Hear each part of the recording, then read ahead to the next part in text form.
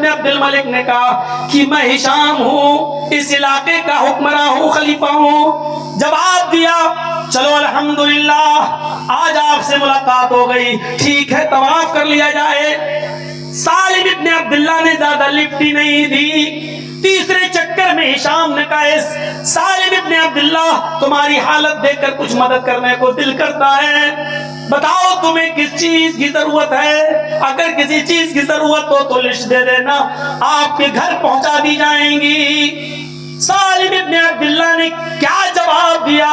انی لا استحی من اللہ ان اسأل فی بیتی غیرہ۔ آئے ہشام شکریہ، آپ نے کہا جزاکم اللہ، اللہ آپ کو جزائے خیر دے۔ اللہ کے گھر میں مجھے شرم آتی ہے اللہ سے کہ اس کے گھر میں ہوتے ہوئے میں کسی غیر کے سامنے اپنا دامن پھیلاؤں، کسی غیر سے میں مدد مانگوں، کسی غیر سے اپنی حاجت اور اپنی مشکلیں اس کے سامنے رکھوں۔ انی لا استحی من اللہ ان اسأل فی بیتہ غیرہ، مجھے اللہ سے شرم آتی ہے اس کے گھر میں ہوتے ہوئے میں کسی غیر کے سامنے دامن پھیلاؤں۔ سالم ابن عبداللہ نے 7 چکر پورے لگائے، مقام ابراہیم کے پاس جا کر 2 رکعت نماز ادا کی۔ 2 رکعت نماز ادا کرنے کے بعد رفع یدیہ للسماء، اپنے دونوں ہاتھوں کو آسمان کی طرف اٹھا لیا اور رو رو کر چپکے چپکے سے دعائیں کرنے لگے۔ ہشام ابن عبد الملک یہ ساری چیز دیکھ رہا تھا کہ سالم ابن عبداللہ دعا مانگ رہے ہیں، لیکن اس کو کیا معلوم کہ سالم ابن عبداللہ کیا مانگ رہے ہیں؟ اس کو کچھ نہیں معلوم تھا۔ اس نے دیکھا کہ سالم ابن عبداللہ دعا مانگ کر فارغ ہو گئے ہیں، اب یہ خانہ کعبہ سے باہر نکلیں گے، ان کو ایک راستے میں چوراہے پر جا کر میں پکڑ لوں گا۔ اور جیسے ہی سالم ابن عبداللہ مسجد حرام سے جب نکلے اور ایک راستہ ہوتے ہوئے چوراہے پر آئے، ہشام ابن عبد الملک نے اس چوراہے پر سالم ابن عبداللہ کو پکڑ لیا، فرمایا الآن خرجت من بیت اللہ فصلی حاجتن۔ آئے سالم ابن عبداللہ، اللہ کے گھر میں شرم آ رہی تھی کسی غیر کے سامنے ہاتھ پھیلانے سے، یہ تو اللہ کا گھر نہیں ہے، یہ تو بازار ہے۔ اب بتاؤ فصلی حاجتن، کوئی ضرورت ہو تو پوری کروں، مانگو کیا مانگتے ہو؟ سالم ابن عبداللہ سمجھ گئی یہ ہاتھ دھو کر نہیں نہا دھو کر میرے پیچھے پڑ گیا۔ کہنے لگے اچھا یہ بتاؤ کہ میری کون سی ضرورت پوری کرو گے؟ ہشام ابن عبد الملک نے کہا میں سمجھا نہیں۔ سالم ابن عبداللہ نے کہا ام حوائج الدنیا من حوائج الاخرہ، دنیا کی ضرورت پوری کرو گے یا آخرت کی؟ ہشام نے جواب دیا آخرت کی ضرورت تو کوئی پوری نہیں کر سکتا۔ اے سالم کیسی باتیں کر رہے ہو؟ خود محمد رسول اللہ نے اپنی بیٹی سے کہا تھا سلیمی من مالی ما شئت انی لا اغنی عنک من اللہ شیئا، دنیا میں جو چاہے مجھ سے مانگ لے لیکن آخرت میں قیامت کے دن میں تیرے کام نہیں آؤں گا، اس لیے میں دنیا کی ضرورت پوری کر سکتا ہوں آخرت کی نہیں۔ سونا چاندی دال چاول جو چیز اناج غلہ کپڑا لتا اس زمانے میں جو چلتا تھا وہ میں پوری کر سکتا ہوں، دنیاوی ضرورت۔ سالم ابن عبداللہ ہنسنے لگے اور کہتے راستہ چھوڑو۔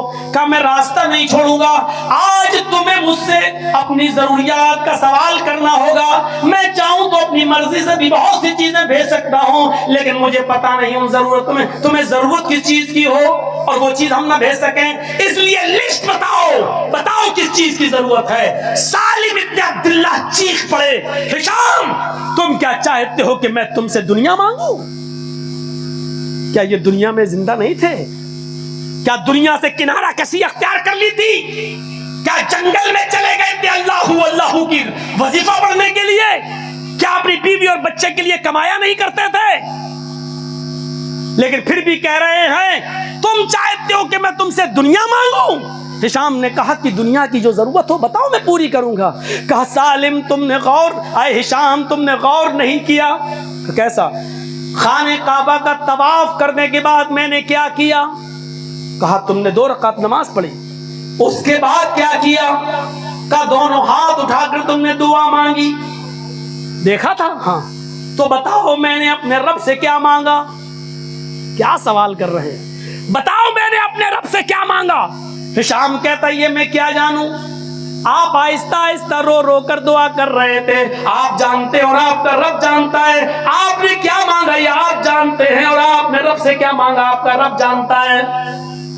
سالم ابن عبداللہ نے کہا ہاں یہ سچ ہے کہ میں نے اپنے رب سے کیا مانگا ہے یہ میں جانتا ہوں، میرا رب جانتا ہے، اور میں بتانا بھی نہیں چاہتا ہوں کہ میں نے اپنے رب سے کیا مانگا ہے، لیکن اتنا بتا دیتا ہوں۔ جملوں پہ غور کیجئے گا نوجوانوں، دنیا غور کیجئے گا، اے 50,000 ہزار کی ساڑیاں بنانے والوں، غور کیجئے گا اس دنیا کے پیچھے اپنی عبادتوں کو برباد کرنے والوں۔ سالم ابن عبداللہ نے جو جواب دیا کیا تھا، آئے ہشام میں نے اپنے رب سے کیا مانگا یہ میں جانتا ہوں، میرا رب جانتا ہے، لیکن اتنا بتا دیتا ہوں۔ آئے ہشام تم کہتے ہو مجھ سے سونا مانگو، چاندی مانگو، گلہ مانگو، اناج مانگو، کپڑا مانگو، اتنی دنیا کا سوال کرو۔ جب میں نے اپنے رب کے سامنے اپنے ہاتھوں کو بلند کیا، اپنے رب سے مانگا، تو ماں سال تو دنیا من یملکها فکیف اسألها من لا یملکها، تو دنیا تو میں نے اس سے بھی نہیں مانگی جو دنیا کا مالک ہے۔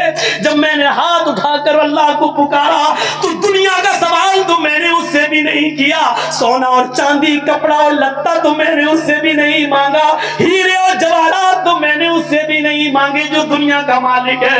فکیف اسألها من لا یملکها، تو میں اس سے دنیا کیا مانگوں جو آج مرا اور کل یہ حکومت دوسرے کے ہاتھ میں، آج مرا اور کل یہ خلافت دوسرے کے سپرد۔ ارے دنیا کا تو مالک ہی نہیں تو تو میری کیا مدد کر سکتا ہے؟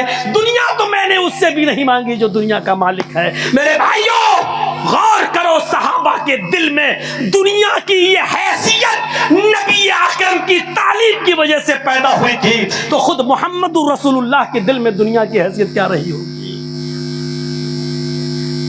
اس نے اپنا معاملہ بھی بتا دیا کہ لوگوں میں بیویوں سے ملتا بھی ہوں، میں محنت و مزدوری بھی کرتا ہوں، میں کماتا بھی ہوں، بیویوں کو کھلاتا بھی ہوں، بچوں کی اچھی تعلیم و تربیت بھی کرتا ہوں، میں رہبانیت اختیار نہیں کرتا ہوں، لیکن پھر بھی دنیا کی حیثیت میری نظر میں یہ ہے۔ عبداللہ ابن مسعود کی وہ روایت اٹھاؤ جس کو امام ترمذی ابواب الزہد کے اندر لائے ہیں کہ نام رسول اللہ صلی اللہ علیہ وسلم علی حصیر وقد اثر فی جنبہ، کہ اللہ کے نبی صلی اللہ علیہ وسلم ایک چٹائی کے اوپر سو گئے، جب سو کر اٹھے تو پیٹھ پر نشان پڑ چکے تھے، داغ پڑ چکے تھے۔ فقلنا یا رسول اللہ لو اتخذنا لک وطان، نبی اکرم کی پیٹھ پر جب ہم نے نشان دیکھے، نبی اکرم کی پیٹھ پر جب ہم نے نشان دیکھے تو ہماری آنکھوں میں آنسو آ گئے اور کہا اے اللہ کے نبی یہ یہود و نصارہ تو نرم گرم بستروں پر سوئیں اور ہمارا نبی ٹوٹی پھٹی چٹائی پر لیٹے، لو اتخذنا لک وطان، ہم آپ کے لیے ایسا بستر بنا دیتے ہیں جس پہ آپ کو آرام سے نیند آ جائے گی، آپ کے لیے نرم گرم بستر کا انتظام کر دیتے ہیں۔